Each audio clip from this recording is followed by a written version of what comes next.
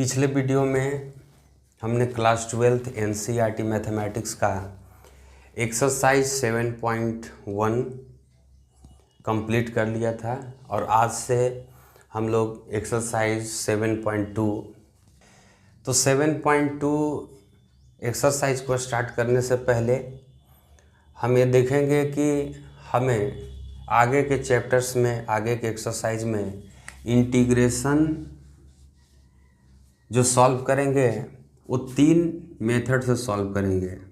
सबसे पहला जो मेथड है उसका नाम है इंटीग्रेशन बाय सब्स्टिट्यूशन। सेकेंड जो है उसका नाम है इंटीग्रेशन यूजिंग पार्शियल फ्रैक्शन और थर्ड मेथड है इंटीग्रेशन बाय पार्ट्स। तो ये 3 मेथड को हम लोग आगे के एक्सरसाइज में देखेंगे और 7.2 जो एक्सरसाइज है उसमें हमें पढ़ना है integration by substitution. Integration by substitution में सब्स्टिट्यूशन का मतलब होता है प्रतिस्थापन।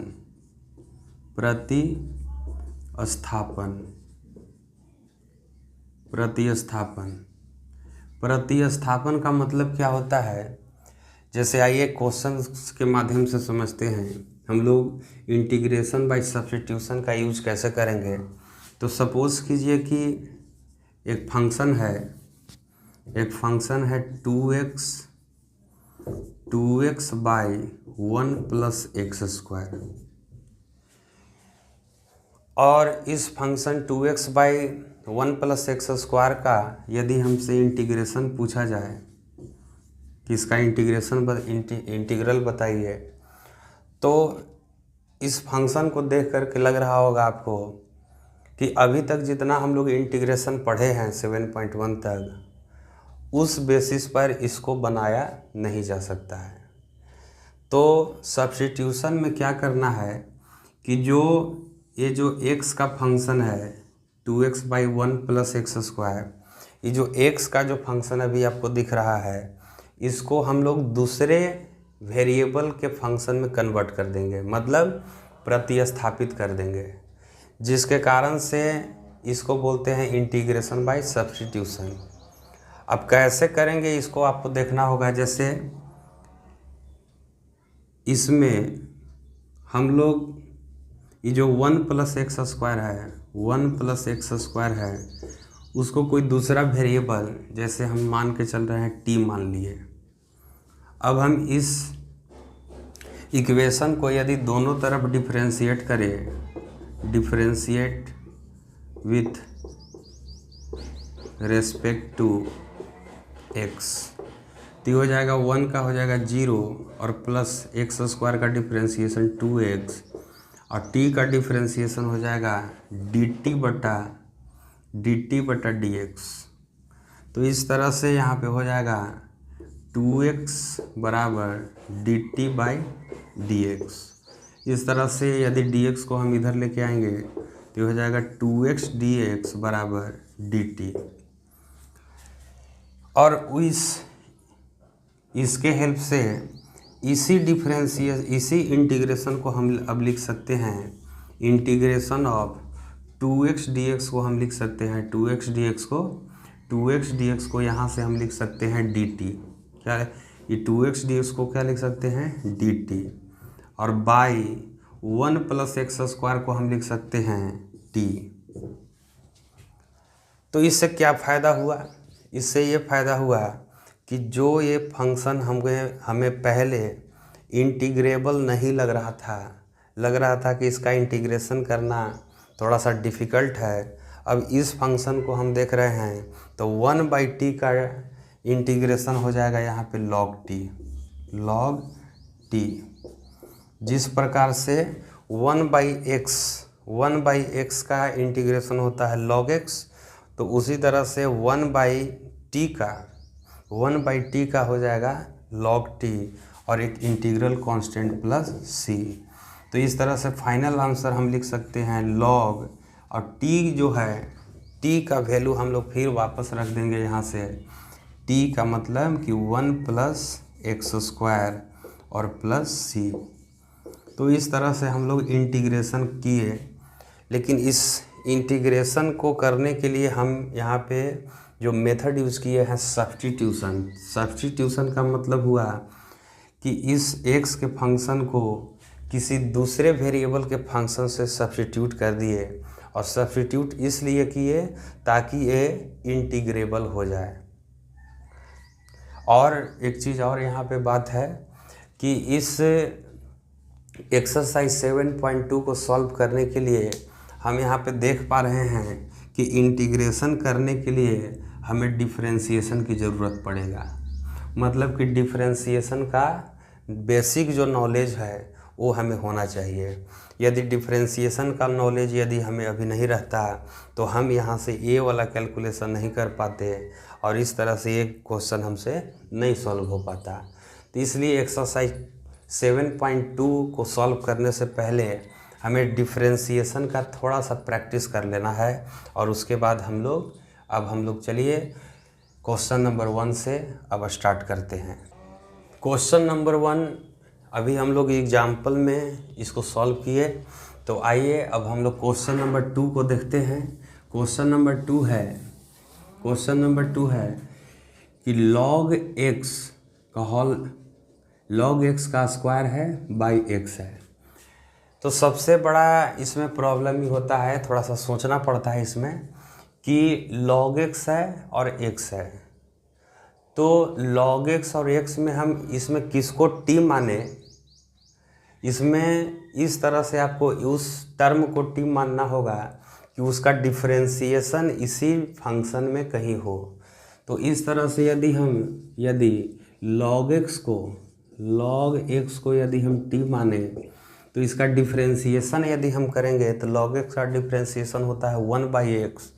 तो यहाँ पे देख रहे हैं कि 1/x इस टर्म में है, तो इस तरह से log x को हम क्या मान लिए, t। तो log x को हम यहाँ पे यदि हम डिफरेंशिएट करेंगे, differentiate with respect to x, तो ये मेरा हो जाएगा log x का 1/x इंट बराबर dt बटा dx। तो इस तरह से dx को यदि इधर भेजेंगे तो dx/x बराबर हो जाएगा dt। तो इस तरह से इसका यदि हम इंटीग्रेशन करें, इंटीग्रेशन ऑफ log x का स्क्वायर बाई x dx को हम लिख सकते हैं इंटीग्रेशन ऑफ log x को हम t लिखे हैं तो यहाँ पे लिख देंगे t स्क्वायर, और dx/x, ये dx/x, तो dx/x को हम लिख सकते हैं dt। तो इस तरह से t का स्क्वायर x स्क्वायर का इंटीग्रेशन क्या होता है, x⁻³ तो इसी तरह से t स्क्वायर का हो जाएगा t⁻³ तो यहाँ से हो जाएगा t⁻³ और प्लस में c। तो फाइनल आंसर t का। अब हम लोग वापस से हमें ये जो मेरा फंक्शन है वो x का फंक्शन है, तो आंसर में भी t हमको नहीं छोड़ना है। ये जो t का जो मेरा आंसर आया इसको वापस से हमको x में कन्वर्ट कर देना है। तो यहाँ पे t को हम लोग लिख सकते हैं कितना, log x/3 और प्लस c आंसर। तो इस तरह से सेकंड क्वेश्चन कंप्लीट हुआ कि हमें इंटीग्रेशन करना है 1/x plus x log x, 1/x plus x log x। तो आइए सबसे पहले इसको थोड़ा सा सॉल्व कर लेते हैं। तो ये हो जाएगा 1/x और x दोनों टर्म में है तो x हो जाएगा कॉमन, तो यहाँ पे बचेगा 1 प्लस log x dx। अब फिर से वही बात, इसमें देखिए यहाँ पे 1/x है और यहाँ पे 1 प्लस log x है। तो 1/x या x या 1 प्लस log x, इसमें आपको सोचना होगा कि इसमें किस टर्म को t माना जाए कि उसका डिफरेंशिएशन जब हम करें तो जो डिफरेंशिएशन जो आएगा, डेरिवेटिव जो आएगा, उसमें इसी फंक्शन का ये फंक्शन होना चाहिए। तो इस तरह से हम लोग यहाँ पे मान लेते हैं, अगर हम मान के चले कि 1 प्लस log x को यदि हम t मान ले तो, और यदि हम इसका डिफ्रेंशिएशन करें, differentiate with respect to x, तो 1 का डिफ्रेंशिएशन 0 हो जाता है और प्लस वो log x का डिफ्रेंशिएशन 1/x और t का डिफ्रेंशिएशन dt/dx। तो इस तरह से इसको यदि हम इधर भेजें तो हो जाएगा dx/x बराबर dt।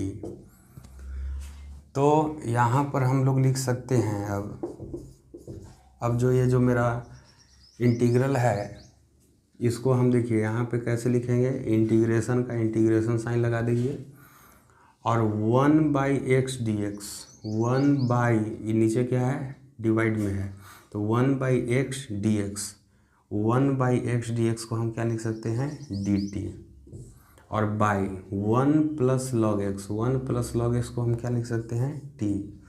तो इस तरह से जिस तरह से इंटीग्रल होता था 1/x dx का log ऑफ mod x, उसी तरह से इंटीग्रेशन ऑफ 1/t dt का हो जाएगा log mod ऑफ t।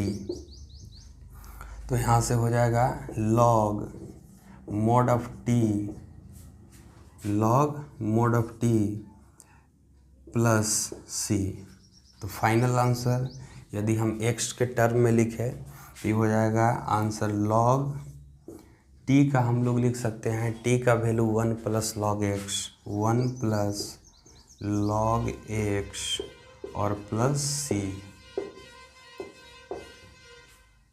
इस तरह से क्वेश्चन नंबर 4 में है कि sin x into sine cosec x, sine x into sine cosec x, इसका हमको इंटीग्रेशन चाहिए। तो इसमें हम लोग मान लेते हैं, माना लेट कॉस एक्स जो है, ये जो कॉस एक्स है उसको हमने टी मान लिया। तो इसका जब हम डिफ्रेंशिएट करेंगे तो डिफ्रेंशिएशन करने पर कॉस का डिफ्रेंशिएशन हो जाता है minus sine x D x बराबर हम लोग लिख सकते हैं D T. Minus sine x D x बराबर क्या लिख सकते हैं डी टी। तो इस तरह से साइन एक्स डी एक्स बराबर क्या हो जाएगा माइनस डी टी। अब हम इस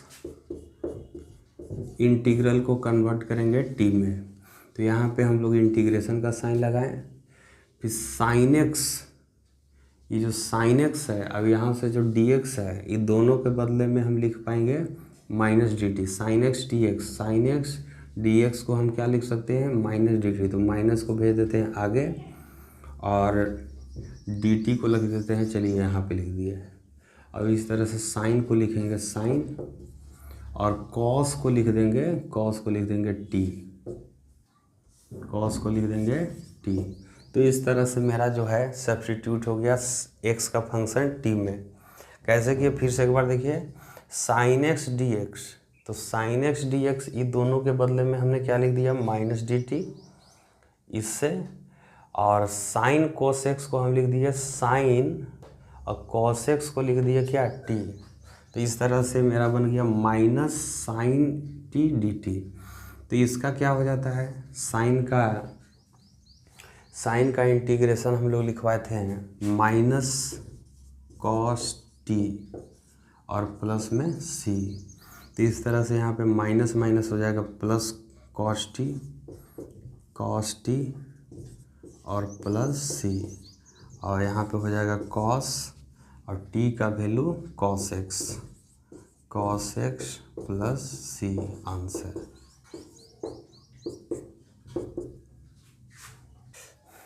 क्वेश्चन नंबर 5 है कि हमें इंटीग्रेशन करना है sine a x plus b और cos a x plus b. Sine a x plus b into cos a x plus b. तो सबसे पहले ट्रिगोनोमेट्री का जो एक फार्मूला होता है 2 sine theta into cos theta equal to sine 2 theta. मतलब कि यदि यहाँ पे साइन का जो एंगल है और कॉस का एंगल यदि सेम है और इसके आगे यदि 2 लगा हो तो इसको हम साइन 2 थीटा लिख सकते हैं। तो यहाँ पर भी देख रहे हैं कि ax प्लस बी है, यहाँ पर भी ax प्लस बी है। तो इसका मतलब कि साइन थीटा और कॉस थीटा का फॉर्मूला हम लोग लगा सकते हैं यदि इसके आगे 2 रहता तब। तो चलिए इसके आगे हम लोग क्या लगा देते हैं 2। तो चूँकि 2 हम पहले से क्वेश्चन में नहीं था, लेकिन मैंने यहाँ पे 2 ऐड किया मल्टीप्लाई के केस में, तो हमें क्या करना होगा कि डिवाइड भी करना होगा 2 से बैलेंस करने के लिए। और इस प्रकार से अब हम लोग लिख सकते हैं 2 sine theta into cos theta. 2 sine theta into cos theta कितना होता है साइन 2 थीटा। तो यहाँ पे हो जाएगा, इसको हम लिख सकते हैं साइन 2 और थीटा के जगह पे है ax प्लस बी और बाई हो जाएगा यहाँ पे 2dx। और ये काम हम लोग किए किसके हेल्प से, ट्रिग्नोमेट्री के हेल्प से। अब इसमें देखिए कि अब इसमें किसको t माना जाए, तो चलिए हम लोग t मानते हैं। लेट 2 इंटू ax प्लस बी, इसको हमने t मान लिया। तो इस तरह से इसका डिफ्रेंसिएशन हो जाएगा d बाई डी एक्स। यदि हम करें किसका ax प्लस बी का, तो इधर भी हमें करना होगा डिफ्रेंसिएशन। तो इस तरह से इसका हो जाएगा ax का डिफ्रेंसिएशन यहाँ पे हो जाएगा a और प्लस b कांस्टेंट है तो उसका हो जाएगा 0 बराबर हो जाएगा dt बाई डी एक्स। इस तरह से 2a इंटू डी एक्स इधर आ जाएगा बराबर हम लोग लिख सकते हैं इसको dt। और इस तरह से dx इक्वल टू हम लोग लिख सकते हैं dt by 2a। dx equal to लिख सकते हैं dt बाई 2a। अब चलिए इसको हम लोग सब्स्टिट्यूट करेंगे इस पूरे वैल्यू को जहाँ जहाँ ज़रूरत पड़ेगा। तो यहाँ पर हो जाएगा, अब इसको चेंज करते हैं। इंटीग्रेशन साइन को लिखेंगे साइन और 2ax plus B, 2ax plus B को क्या लिखेंगे t लिख दिए। उसके बाद dx के जगह पे क्या लिखना है, तो dx के जगह पे लिखना है dt by 2a, dt by 2a। और एक पहले से डिवाइडेड बाई 2 था तो इसको चलिए यहाँ लिख दिए। तो इस तरह से इंटीग्रेशन हो जाएगा किसका साइन t dt। अभी 2 इंटू 2a मतलब कि 4a चूँकि कांस्टेंट है तो इस चलते ही इंटीग्रेशन से बाहर हो जाएगा 4a। और इस तरह से यहाँ पे हो जाएगा 1/4a।